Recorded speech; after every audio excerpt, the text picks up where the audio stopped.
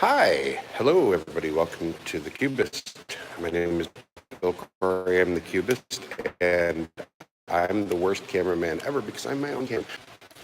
Oop, is it connected? I'm having connection issues here right now. Hold on a second. Let me see. Sorry for the terrible camera work. Sorry for the terrible camera work. There we go. Let's see if my native cell phone works a little better. So anyway, I'm in the lobby of the Inn at Grand Glaze in Osage Beach, Missouri, and I'm going to take you downstairs so that way you can see how this works. So you're just going to be looking at me, and I'm still working on this new gimbal dealio. So if the camera does some weird stuff, be kind to me. And I'm going to talk to you while I'm walking. So anyway, this is an invite-only game day sort of thing. Organized by Brandon Kemp of the show, and oftentimes guest on the show / panelist Chris Ray from the Cardboard Critics and the Opinionated Gamers blog. So we talked, he interviewed me for the Opinionated Gamers a couple of weeks ago through one of their written interviews, which was really cool. And I was very honored to be part of it. Opinionated Gamers is kind of a big deal in the written space of board game media, which is kind of cool. So anyway, oh, look at that. Hi, Gabby. Do you want to be on the Cubist really fast? Come here. Gabby Kemp, who you've seen on camera before on the show. So. Multiple times. Multiple times. How's it going? I'm tired. Yeah. It's because you were up until the middle of nothing. Were you playing Werewolf the whole time, or were you playing other stuff? No, we played like 3 games of Just One afterwards. Oh, cool. Yeah, Just One is one of the new games that came over from us, right? It's a party game with dry erase boards that I really like. It's pretty cool. Mm-hmm. Hi. You're very short. There's a very short person that wants to be on camera, but there's legal issues about putting little kids on YouTube without written permission from parents. Yes, which is why I'm trying to keep the camera away from you so I don't get in trouble. Anyway, hi, this is the top of my head and the top of a very small person's head that really wants to be on camera, but I literally can't make you because it's illegal for me. Try not to get me in trouble, girls. I'm kind of a little bit serious here. Anyway, they're being a pain, but that's all right because they're adorable. Get out of here, Annabeth. Hit the bricks, kid. All right, anyway, there you go. There's weird legalities about putting small children on YouTube, and I don't want to get in trouble, so... Anyway, I'm going to take you into the other room now. This is, like I said, a very small. This is maybe 30, 35 people over the span of the weekend. But there's nothing wrong with that. It's really cool. And here's the neat part. This is the part that I think is the coolest about this. It's going to get loud because I'm just using the built-in camera on the phone. So what you're looking at here behind me, there's frequent panelist Chris Ray, writer of said blog that I was really excited about. And this here whole table, or these 2 tables, that I'm sort of halfway showing you with my terrible camera work. Oh, there we go. Thanks for moving, Chris. Hi. Oh, you're good. I'm just giving you crap. I didn't say anything, so it was my fault. Anyway, all of these tables full of games were brought by a few of us, mostly Chris, actually. Oh, there's my camera work. So Chris went to Essen and shipped back a bunch. Woo.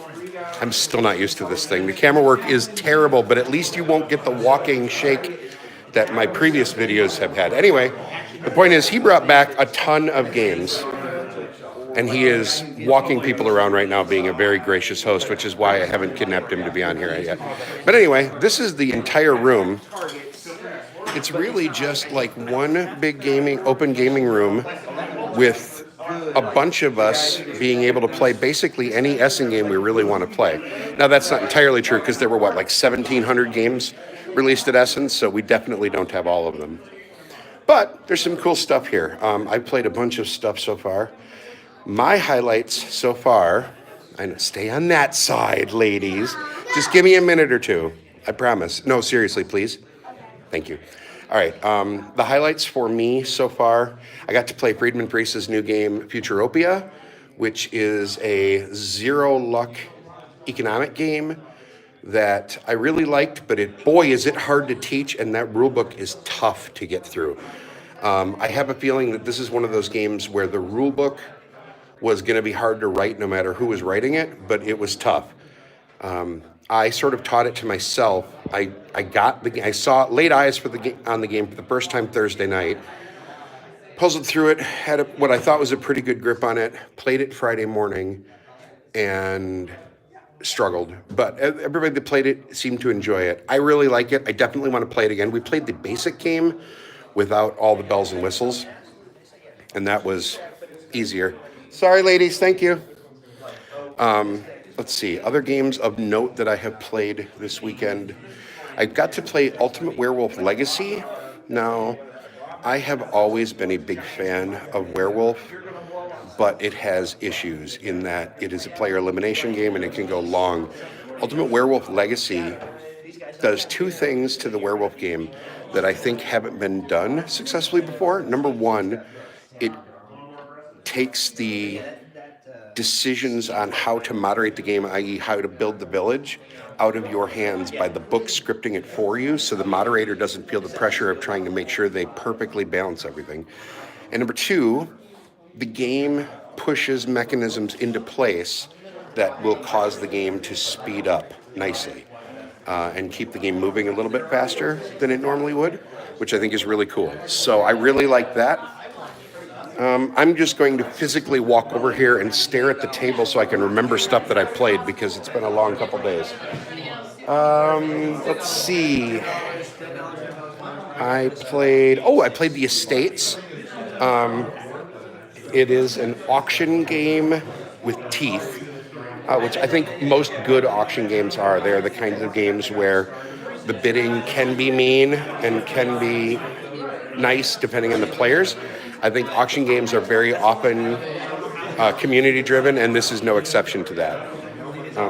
I think that there is I won handily, just so we're clear. And so whenever I win a game for the first time, I always actually bias my rating a little lower because I'm trying to work against winner's bias. Having said that, I think the system is really good. I just don't think it's my kind of game, but it is a game that I would happily recommend to a lot of people for the types of games that they like. I'll talk about it more on the show in the future. I also played Lost Cities Rivals, which is sort of like Ra and Lost Cities mashed into one box. That's a compliment. But if you own Ra and Lost Cities, I don't think it does anything new. It feels like Reiner Knizia taking two great games and turning them into one really good game. But I own both of the other games, so to me it was a solid, that was fine, and I'm glad I played it.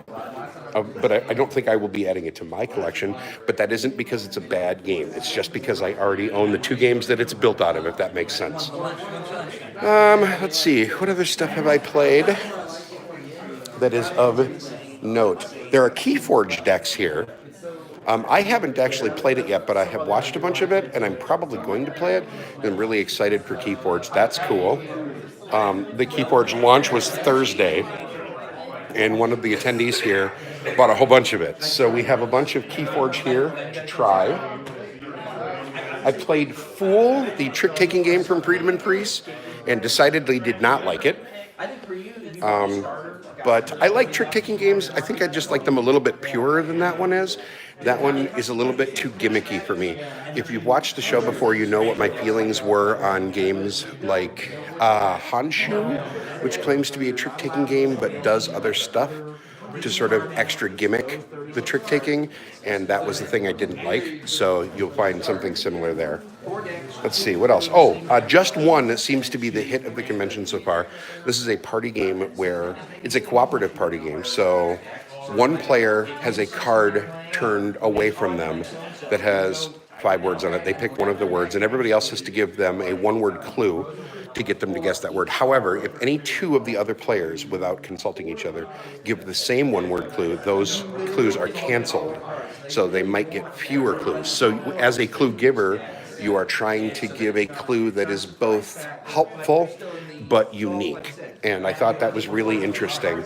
It has a scoring system somewhat similar to Hanabi, which I like because it's a fully cooperative game. There are going to be people that say it's not a game, and to those people I say, "Fui on you! It is absolutely a game because people sit around the table and play it together and have a good time." That seems to be one of the hits of the convention. As a matter of fact, speaking of the hits of the convention, we're keeping it there. Everybody is being asked to rate games on a system, and the top 5 are over there. So Just One, Blue Lagoon, Gizmos, Ultimate Werewolf Legacy, and Azul Sintra. I've been jokingly referring to it as Azul Sinatra, but that is, of course, not the case. Let's see. Oh, I played Seven Wonders Armada. So this is the latest expansion for Seven Wonders, where every time you play a card that is not a resource card, you could also spend resources in order to move up on one of 4 tracks. And those tracks have different effects depending on which track it is and which color card you played to get there. One of them will just straight up give you points. One will give you money and perhaps penalize other players. One adds a second type of combat, naval combat, which is basically exactly like the regular red combat, but just marked on a different track. And then one of them gives you these weird island cards, which are sort of like extra bonus resources and sciences and things. It was interesting, but you have to really if you like Seven Wonders, I think it's a solid add to your collection. I am not the world's biggest Seven Wonders fan, but it was fine. It was just like I feel about every other Seven Wonders thing, which is that it's fine and I don't need to own it, but that's all right. Nothing wrong with that. Everybody else seemed to have a really good time, and I was happy to have played it, so that's cool. Played Layers. As far as I can tell, this is the game that Brandon Kemp is the worst at in the history of games. It's right there. What Layers does is you have 5 double-sided cards that have cutouts on them, and a picture card is flipped, and you have to recreate that picture card exactly with your 5 colored cards. But they're double-sided, and there's different colors on both sides, and sometimes it is not obvious what order they go in, and then it does the standard thing of like racing, who can do it first gets the most points, et cetera, et cetera, et cetera. I thought that was really fun. There were a couple of cards that felt like they were printed weirdly, and the colors were a little sketchy, so that bothered me slightly just because I didn't know. It felt like it was not obvious what a correct answer would be, and that's problematic for games like that, but it was good. It was good. Somebody has a copy of Nightmare here. I want to see if that actually hits the table. If it does, I'm probably going to pull the camera back out and play it again just because I can. Right now, just kind of wandering the floor, there is a game of Gunkamino going on over there. There is a game of, I think this is this Blue Lagoon for like the 47th time? No, this is, okay.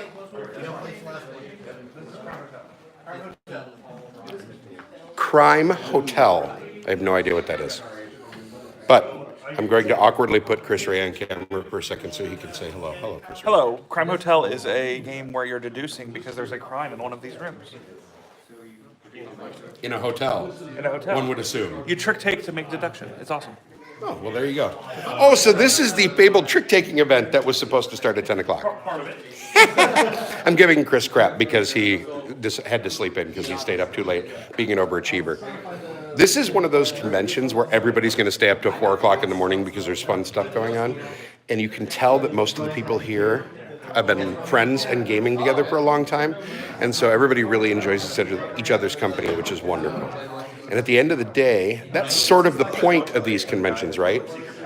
So part of why I'm making this video is because I wanted to at least check in once from 5C and say hello to all y'all.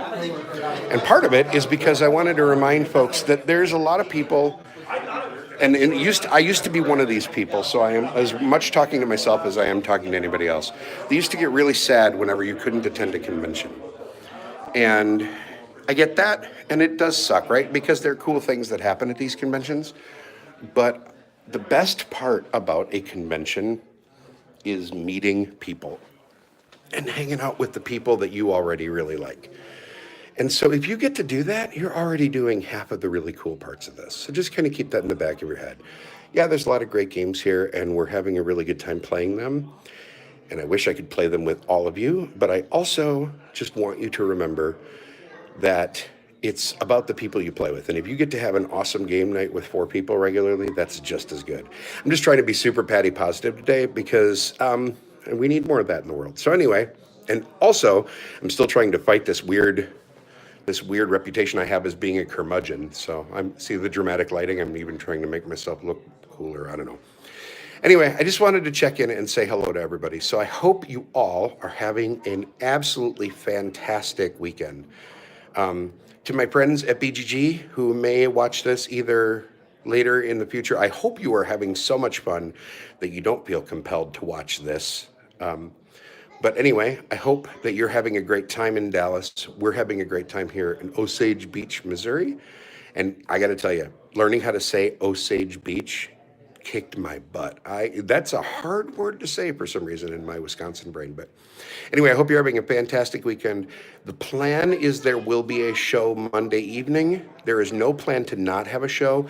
It might just be another video like this where I talk about my 5C experience and sort of do a breakdown of my thoughts of the games that I played from the Essen Crop. Obviously, I won't have played all of them, but I'll have gotten to play a fair amount this weekend. So anyway, the point is there is probably going to be a show Monday night. I reserve the right to cancel it if I'm way too tired. I'm staying here Sunday night and driving back Monday morning. It's about a 7-hour drive for me, so I should get home in enough time to be able to function. Walk on, talk on stairs is weird. Yeah, it is. I know, but see, I got this new gimbal thingy so that way it was less shaky because last time I did that, I was terrible at it. So I hope this was better. Anyway, have a great weekend. Hopefully you get some gaming in this weekend. To all of my BGG friends, I love you very much, and I will see you in 2019 with Kringle in hand and games to buy. But in the meanwhile, have a wonderful weekend. We will catch you all next time. Be good.